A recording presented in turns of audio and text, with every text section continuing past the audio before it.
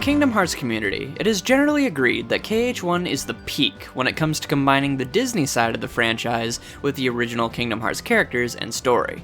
And for good reason. The most unique example, specific only to KH1, being the Council of Disney Villains, whose plot to consume the worlds with Heartless and Darkness is an integral part of the story. I love this idea. The concept that these iconic Disney villains are working together to take over the universe does wonders for KH1's ability to keep the player invested in going to each world, outside of just being Disney fan service. After visiting each world, the player is updated on what the gaggle of goons are planning as we watch them work their way towards galaxy-wide domination. This rewards the player for pushing forward by slowly revealing more and more of what the antagonists are doing behind the scenes, and sometimes hyping us up for the next battle. As Sora, we've already experienced what it's like for someone to lose their home to the Heartless, and have either felt or understood the sadness Sora experienced for losing his friends in the chaos. This extra bit of context, while small, provides the player with a satisfying reason to beat down the various Disney villains. We don't want to see what happened to Sora's world befall any other. And besides that, just seeing Captain Hook threaten Oogie Boogie or Maleficent scheming with Jafar, it's really cool. It's basically a Disney crossover dream come true, and fulfills that fanfiction fantasy the game sells itself on. As a kid, this was very unique and special. However, looking back, these Disney villain scenes are a bit bare. You see the villains together and you think, oh, what kind of fun or cool interactions would someone like Hades have with Maleficent, or Captain Hook with Oogie Boogie? Well, I told you what happens. It's this. You're no prize yourself. Shut up! That's it. That's all, folks. And as far as Maleficent and Hades go, well, I'd hardly call Hades saying, "Get out of my house," and Maleficent going, "If you say so," smirk emoji, as much of a fun or interesting crossover moment. It's no better than when they're just standing in the same room talking to each other. I'm not asking for a lot, just something that plays into the personalities of these villains or has fun with the sheer absurdity of these characters crossing over, outside of their voice. Speaking of which, it's a good thing many of the original voice actors reprise their roles, because you don't actually see anyone in these first couple of scenes besides Maleficent and Jafar. And that's not to say there's no inherent charm to seeing these characters together. The scene in Agrabah is probably the closest the game gets at a cool crossover interaction, as the tension between Maleficent and Jafar is well done, and the expressions are really well conveyed. When the villains are on their own, they stand out great, and the character animation, mostly on the faces, kicks in at just the right moments to really bring these guys to life. But when together, the villains just sort of talk out loud rather than talk to each other. In the end, it's up to the voice actors to squeeze some life out of what is otherwise very straightforward exposition, or bog-standard evil dialogue, that literally any group of villains could say in the Kingdom Hearts context. But that's the thing. They aren't just any group of villains, are they? So let's talk about Maleficent. Maleficent in Kingdom Hearts 1 is responsible for leading a league of Disney villains, terrorizing the Final Fantasy characters, and shrouding countless worlds in darkness, all for the sake of unlimited power. Not only that, but her manipulation of Riku, a Kingdom Hearts original character, means she is directly involved in the growing tensions between him and Sora. All of this and not a Princess Aurora or Three Fairies reference in sight. At this point, Maleficent in KH1 has been elevated well past simply being an officially voiced Disney cameo. She is a perfect mix between a Kingdom Hearts character and a Disney character. And as far as the other Disney villains, they are also elevated to the status of a Kingdom Hearts character due to their alliance and brief exchanges. However small, this context goes a long way to make everything feel connected, aka important to the plot. They aren't there to fulfill any crossover fanfiction interactions or to focus on them as individuals. Instead, they act as recognizable symbols that instantly convey what darkness is in Kingdom Hearts. Darkness is larger than life, conniving and power-hungry, but it also has a mischievous side that gives it personality. And what better way to hype up a player than letting them know that their rogues gallery has as much personality and potential as this one. This is why I think the concept of darkness feels so abstract and hard to connect to as the series goes on. Sure, Master Xehanort and a bunch of anime dudes in black cloaks are clearly evil, but their version of darkness feels vague or obtuse, and most of their motives are shrouded in mystery or concepts that don't have any easily definable imagery, like for time travel or dreams within dreams. But when you hear the word darkness and see Maleficent at the helm of everything, it becomes clear. She doesn't need to be a deep or complex character to instill a sense of dread in the audience. Her iconic design and amazing voice performance is all she needs to convey to the audience the true meaning of darkness. This is why, if you ask me, Disney in Kingdom Hearts is at its best when the Disney aspects are contextualized in a way that is wholly unique to the KH universe. It's Sora fighting shadow demons on top of a stained glass portrait of Cinderella, while a haunting choir plays in the background. It's the 100-Acre Wood being a book owned by Merlin the Wizard that we as the player must piece back together. It's how Monstro from Pinocchio is a giant freaking space whale flying across the galaxy that not only swallows the player, but swallows different enemies from other worlds if you go back to it. The implication that this thing is just wandering the cosmos eating heartless in spaceships is awesome, and it's a context for the film Pinocchio that only exists in Kingdom Hearts. Just hearing a Disney character say the word "Ohana" really goes a long way to making them feel like they are a part of this unique space. Likewise, summons are made from the strong hearts of various Disney characters, and once they are brought back to life by the fairy godmother, they become your summons. Being able to find these guys out in the worlds, save them, and then have them fight alongside you with a cute little animation feels satisfying. This allows for these Disney summons to have a context that only exists in the Kingdom Hearts universe. In KH2, summons are randomly given to you via an amulet, and bam, you got Chicken Little on standby. The animation is still cute, but there's a dissonance to why Sora seems so familiar with Stitch, or why he can suddenly call Peter Pan. Whereas in KH1, each summon feels like Sora is meeting them for the first time, like letting Bambi get used to him, or Sora's non-impressed reaction to Mushu. Even the health bar feels Disney-like with how it changes from different colors. You can rescue the 101 Dalmatians as a sort of treasure hunt, and speaking of which, all of the chests change designs to match the Disney world. Even getting to just swim around and fight in Atlantica just shows off the attention to detail and love the developers had for fleshing out these Disney worlds, down to even the chests being changed into clamshells. Being able to fight your own shadow a la Neverland is such a cool idea, and mixes the Disney world's aesthetic with the gameplay in such a cool and fun way. Even the original worlds like Traverse Town have aspects about them that feel like Disney, like the rounded architecture, the multicolored rooms, and the soft lighting that makes it feel like you're exploring Disneyland at nighttime. As for other original ideas, the Heartless are frankly a genius concept for a villainous threat in this crossover context. Having them change form to match the aesthetic of each world is a delightful touch, and allows for that merging of Disney and original content to feel even more natural. In a way, they are the perfect embodiment of what Kingdom Hearts 1 does so well. It's a game that shapes itself by the Disney side, and not the other way around. Even the weaker editions in KH1 have some level of connection to this unique setting, like how Clayton allows for a little bit of world building by showing how Heartless can be summoned by the darkness in one's heart, even if they aren't aware of it, and how being too consumed by darkness can destroy you. What could have easily been 7 magic stones or crystals that open the way to Kingdom Hearts was instead made to be the Disney princesses, some of which we meet in the Disney worlds like Jasmine and Alice. Plus, their connection to Kairi once again elevates them to not just being a bunch of pretty faces, but instead, demigods of light! It's awesome! The Disney side is being used as shorthand to give its simple story about adventure and coming of age a unique aesthetic and feeling. Want to convey a sense of discovery on a new adventure?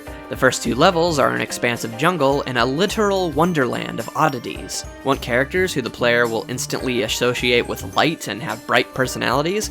Who better than the instantly lovable cast of Disney folks? How about Ariel, or Aladdin, or Peter Pan? Let's see, we need someone to guard the player as they travel around Hollow Bastion. Who could we use?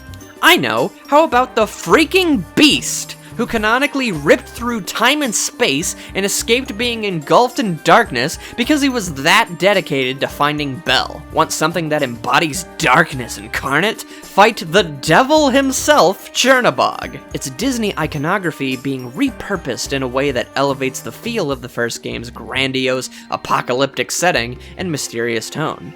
and it's what makes the Disney element special to Kingdom Hearts 1. This use of iconic characters for the sake of an easy-to-digest story also extends to the Final Fantasy characters. Who better to teach our aspiring anime boy to be a legendary warrior than the awesome legendary warriors of Final Fantasy? What would have been uninteresting original characters spouting exposition doesn't end up feeling that way when you play the game. Instead, it feels like you're being sent on a quest by these larger-than-life figures. You want to hear what they have to say because of what you know about them. Even as someone who never grew up playing a Final Fantasy game, just seeing Cloud casually show up in Olympus as a future challenge made me nervous, but also excited to fight him. The way the camera purposefully obscures his face to build up the tension before revealing him, it's really effective. They definitely knew what they were doing. The same goes for Leon, whom the inexperienced player must try to defeat. Most people aren't going to win their first time, and so being challenged to a duel and then suffering a loss they can't redo tells the player Leon is someone who knows what he's doing. And regardless of if you know Leon or Cloud, just seeing a cool anime boy with a large sword, and the Hercules level no less, instantly makes you pay attention due to the stark contrast. Much like the Final Fantasy characters, the Disney element is treated the same, complete with fanfare and dramatic build-up. The game is the gift that keeps on giving when it comes to build-up and surprise reveals, especially for the recognizable and lovable faces. The anticipation of clicking on an unknown location, setting off in your gummy ship, and then slowly building to the reveal of the next Disney World on the horizon is an experience the series has yet to replicate. How cool is it to get to explore these familiar locations and fight monsters there? The game created new memories for a generation to attach to these classic films these worlds were based on. Back then, I still hadn't seen Alice in Wonderland, but I will never forget how Kingdom Hearts took advantage of the setting to create such intricate and fun levels out of the film's madness. In a small way, I get to be a fan of these Disney films even if I've never seen them. I fought those card soldiers, I explored the Cave of Wonders, I found treasure at the top of Tarzan's treehouse, and of course I flew around Big Ben and fought a time demon. These memories have stayed with me long past any memory I have of their films, and have created attachments to the iconography through allowing me as the player to meaningfully interact with these films in such a unique and fun way. The Disney side is even consistent all the way down to the final boss, which involves fighting Ansem, a Kingdom Hearts original villain, piloting a Final Fantasy-looking battleship, as Sora's belief in himself and the power of friendship allows him to fly like Peter Pan, all to rescue his Disney pals and save the day. And that's all right before the mouse himself appears, keyblade in hand, acting as a final indicator that your journey has come to an end. As a final note, it really helps that the game puts plot-relevant cutscenes in the middle of the Disney worlds. Sometimes you'd run into Riku, other times you'd fight off the Disney Villain Council members, thus thinning their ranks. Even the early worlds serve to introduce plot elements or neat world-building ideas. There's always something connected to Sora's main goal of finding Riku and Kairi, as well as his duty as the Keyblade wielder to protect the worlds from darkness and seal Kingdom Hearts. If I did have one main complaint, I do wish we got more out of these Disney characters outside of just being an iconic face and voice, with the exception of Maleficent, of course. In Agrabah, Aladdin offers Sora straightforward exposition about his Disney film. He then has zero interactions with Sora for the entire world, and then asks him to find Jasmine at the end and gives him a Keyblade. Inside of Monstro, Sora calls to Pinocchio and is ignored. In an optional dialogue tree, Alice offers Sora straightforward exposition about her Disney film. In Halloween Town, Sora introduces himself and then does not interact with Jack for the rest of the world until the final scene where Jack gives him a Keyblade. In the 100-Acre Wood, Sora is generally nice to everyone. In Neverland, Sora uses what Peter taught him about flying to save his life, and then thanks him. He also does this funny handshake thing. Later, Peter Pan says that Kairi can come to Neverland if Sora wants to bring her, which is nice of him. The reason I had to mention such precise moments is that I really want to show how disconnected Sora, and by extension myself as the player, feel from so many of these Disney characters. The only dynamics I did enjoy were Tarzan, Hercules, Phil, and Ariel. It's really fun to watch Phil pick on Sora and to see him try to rise to the occasion. I like how much Tarzan wants to help Sora to discover the meaning of the heart, or how Hercules encourages Sora and gives him a "You got this, buddy!" high five. And finally, the scene where Sora and Ariel bond over wanting to see other worlds is pretty cute. There's one more good dynamic that I'm saving for later, but man, are these moments so few and far between. And the limited and stiff animation means that I get more out of thinking about these moments, rather than actually experiencing them. At best, they give me a brief passing smile, but none of these interactions or characters are going to stick with me past making this video. There's just not a strong enough relationship between Sora or the Disney characters in question. It is so unfortunate to me that Sora has more chemistry with Genie, a summon, through this one high five than he does with over half of the Disney World characters. Sora visibly shows more joy from petting Bambi than he does interacting with any of the Disney characters, with the only competitor being this chuckle in 100 Acre Wood. You really feel like Sora, Donald, and Goofy are being held at arm's length from the Disney characters. Personally, I really wish that Sora had learned that the Disney Villain Council was working together, with the exception of Maleficent and Jafar for 5 seconds before slaying the latter. The Disney Council is the main threat for most of the game, and yet Sora is none the wiser, with the Disney worlds only feeling connected to the narrative insofar that they are backgrounds to house the characters that actually matter, but could happen anywhere as far as Sora's own investment is concerned. It definitely drives home that we are outsiders who happen to appear in the middle of someone else's story. Understandable, considering this is Sora's first meeting with everyone, and at least characters like Peter Pan and Jack let us know we're welcome back anytime, planting the seeds for a fond reunion. Ultimately, I think it's just interesting to look at the cons of using the Disney characters strictly for imagery and aesthetic. While Kingdom Hearts 1 is incredibly strong at making Disney feel important to the narrative, it is very weak at making Disney characters feel important to the narrative, with, of course, a few notable and really good exceptions.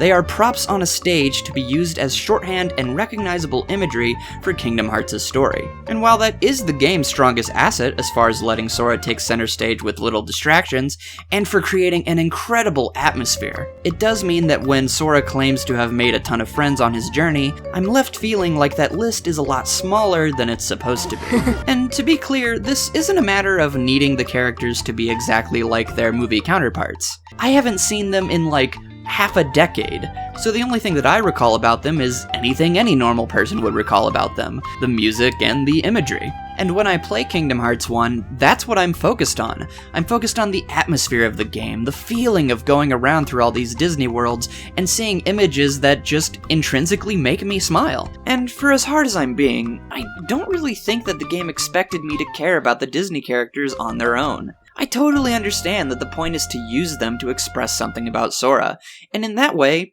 they work really well. Alice allows for Sora to show how heroic he can be, totally willing to break the rule of not meddling in the affairs of other worlds in order to save an innocent girl. Pinocchio shows how Sora won't be tempted by darkness to save Kairi, contrasting his path with Riku. And Tarzan is used to teach Sora the value of the bonds he currently has to Donald and Goofy, and so on and so forth. As another example, King Triton knowing about the Keyblade is on the surface a very straightforward scenario. He gets mad, leaves, and then at the end asks Sora to seal the keyhole, fulfilling what is at best an unspoken acknowledgement that he accepts Sora. No, the real draw of this scene is the fact that King Triton from Disney's The Little Mermaid knows about Keyblades and other worlds.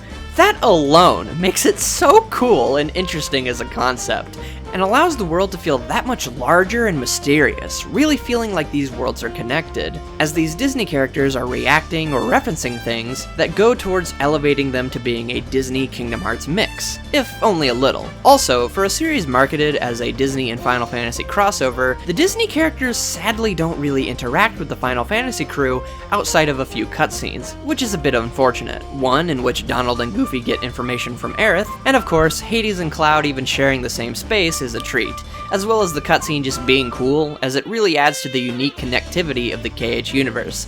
The idea that Hades has an opinion on Cloud's strife is so weird in the best way possible. It's small, but it's memorable, and it's something I wish we had gotten more of. As far as any other type of interactions, we get Aerith scaring Donald, Yuffie slamming Donald into a wall, and Cloud getting stepped on by Cerberus, which always brings a smile to my face. But these scenes are kind of all scrunched together at the start, so they don't really pan out through the rest of the game, and the appeal of these scenes is just the inherent charm of seeing these two different franchises in the same space talking to each other. But that also means that the same problem of the Disney Villain Council scenes applies here.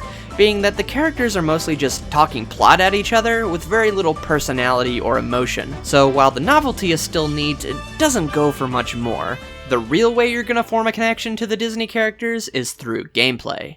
How about the fact you get to travel with the Disney characters and add them to your party? You can slide down vines with Tarzan, explore the Cave of Wonders with Aladdin, or fly with Peter Pan, pixie dust trail and all. It's so much fun to hear Ariel or Jack Skellington shout Donald and Goofy's name in combat, and of course, it's just neat seeing our favorite Disney characters smack around Heartless or work alongside you to beat up their respective Disney villain. The best example of a bond between Sora and a Disney character, however, is the Beast. Not only do Sora and the Beast share a meaningful moment together, with both being equally vulnerable and determined to save their loved ones, you get to actually play out this united goal, as the Beast protects you and opens path as you explore the most dangerous level in the game thus far, while being nearly defenseless. This is great stuff, and connects the player to Beast through cutscenes and gameplay. And of course, the new Keyblades you receive often feel like gifts for helping out that particular Disney world. I was using the embodiment of my friendship to these Disney characters to beat up Satan, and that's pretty dang cool. But of course, we can't forget our boys, Donald and Goofy. It's really impressive how in just one world, KH1 manages to create a bond between the player and these two, which by the end of the first world actually feels like genuine camaraderie. If you're a first-time player, then this early on in the game you've almost certainly lost a fight or nearly died at least once. Not only that, but the home and friends Sora once knew have been ripped away from him in some genuinely unsettling ways. He's then mugged by Leon, tasked with a destiny he didn't ask for, and left to fend for himself against a never-ending horde of Heartless. It's a bit overwhelming for both Sora and you. As a new player, you're more than likely going to get lost in Traverse Town, and the game seems to purposefully show you Donald and Goofy entering into the room you just left to disorient the player and make them turn back around and scout again. Not helping is the oppressive music that accompanies each of your battles as you flail around claustrophobic spaces trying not to get overwhelmed. You genuinely feel like you're outmatched, especially with your limited moveset. And yet, subtly in the background, there are two friendly faces hoping to find you. And when you do meet, it's after Donald and Goofy are blown up by a couple of Heartless. Even they are having some trouble with this threat. However, when together, the trio are able to defeat a group of soldiers like it's nothing, and literally tear apart a Heartless boss piece by piece. I can only speak for myself, but as a kid, I was terrified of this thing. Not only did I not have scan, so I couldn't see the boss's health bar, but not knowing what part to hit to finish it off had me on my toes the whole battle. I didn't want to die and get sent back to who knows where and redo all that running around. So, imagine my relief when, while low on health, I heard Goofy shout, "Don't give up!" right before restoring my health, encouraging me to keep up the fight. I had no say in this as a player. Goofy just helped me on his own. And after watching Donald one-shot Heartless with a fireball, and noticing the difference the two made in dismantling the boss, I was endeared. Just having Donald and Goofy by my side made saving the world seem possible. And it's clear that by the time Sora leaves Traverse Town that he feels the same. I love teamwork and seeing other characters save each other in my entertainment, so to have these two lovable goofballs by my side through what become genuinely dark and dire circumstances is the kind of weird juxtaposition that made me fall in love with Kingdom Hearts in the first place. Donald and Goofy are the first thing I think of when I remember what I love about Kingdom Hearts. As far as gameplay, it's pretty much impossible to not form some kind of attachment to these two, and that dependency begins as soon as their first battle, and even more so afterwards when they give the player magic and abilities that make you more versatile in combat. They actively help you feel more safe, whether it be that one perfectly timed heal from Donald, an MP gift from Goofy, or micromanaging their abilities and AI. All of these moment-to-moment experiences add up and creates an investment in their growth. I just love watching these two run around the battlefield making their own decisions.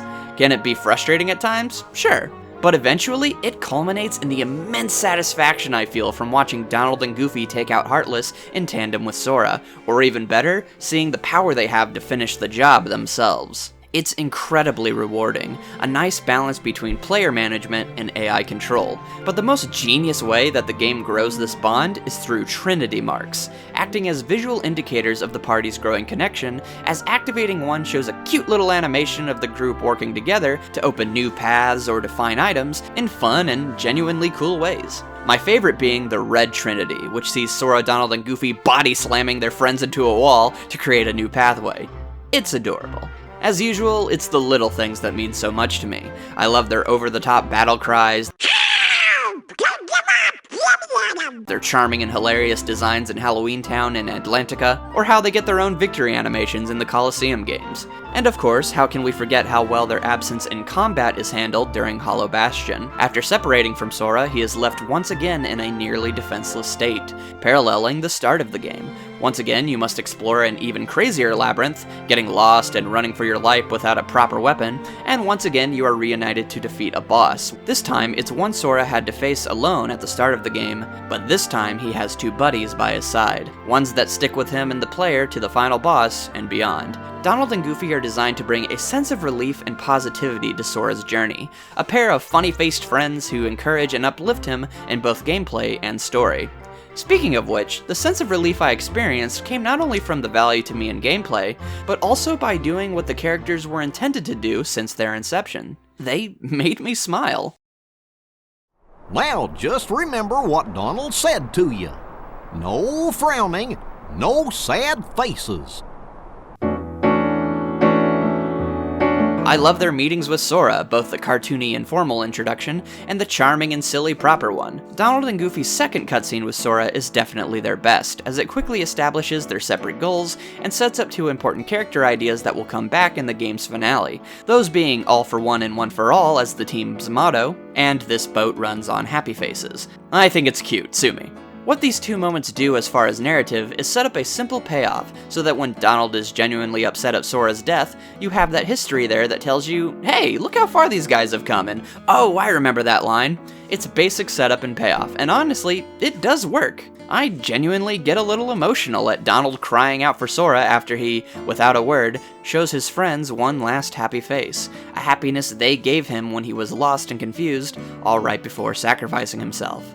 It's a great moment. Some other good ones are Goofy supporting Sora and selling him as a great warrior to Phil and Riku, which is really sweet, Donald giving Sora a moment to himself in Neverland, the really funny brig scene with the trio smushed on top of each other, and finally when Donald and Goofy encourage Sora that things will be okay before the final battle. I also like this one shot in the end of the world too. They remain as well done, fun party members who consistently light the way for Sora's journey with their silly laughs and happy faces.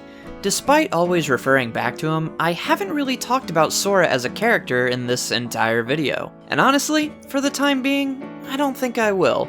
Instead, to really appreciate the charm of this character, I'll let the kid speak for himself, as this is the last time Sora would be voiced by an, at the time, 12-year-old Haley Joel Osment, whose performance has yet to be matched in its innocence. And quite frankly, it's the best voice you could imagine for a kid who gets to go on an adventure as magical as this one. Tarzan.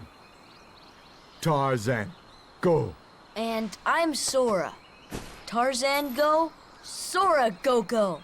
Yes, I'm Winnie the Pooh. Pooh for short. Who are you?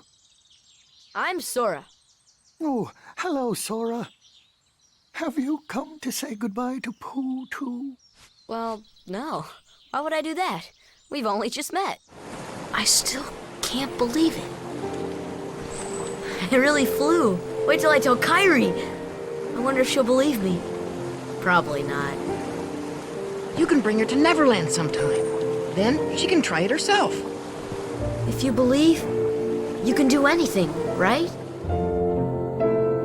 The creative team behind KH1 clearly understood what to focus on to make KH1 so special. For me, KH1 feels like a trip to Disneyland. It's so much fun to get lost in, exploring these locales lovingly created from our childhood. You're able to experience familiar worlds and characters through rides and shows. And while you can't stay forever, and you can't actually hang out or become friends with your favorite Disney character, those little interactions are meant to leave an impression on your story.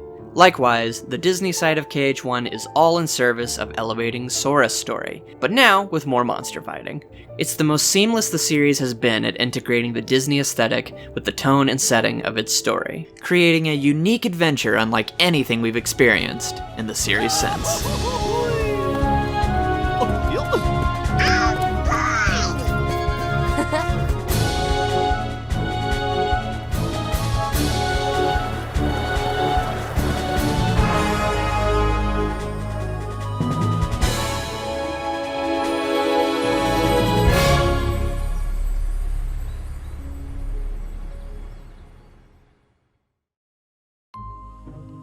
a very special thank you to Sight Avery for basically being my soundboard for getting all these ideas across for my video, who has his own channel where he does very in-depth reviews on DC animated films, some video games, basically just whatever he wants to talk about, and it's all really interesting and really enjoyable. At the time of recording this, he has like 10 subscribers, which is ridiculous for the amount of effort and just good quality content he presents.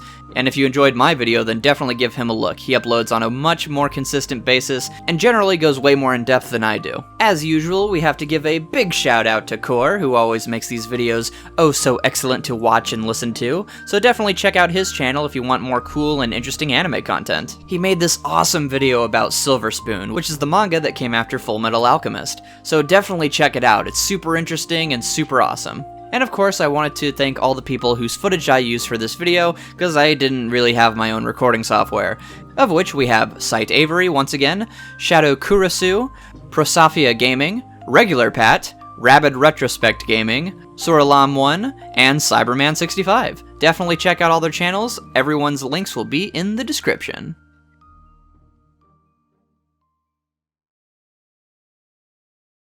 Sora, I think we should join the darkness. Goofy, what is this decision motivated by? I've never seen such cool imagery.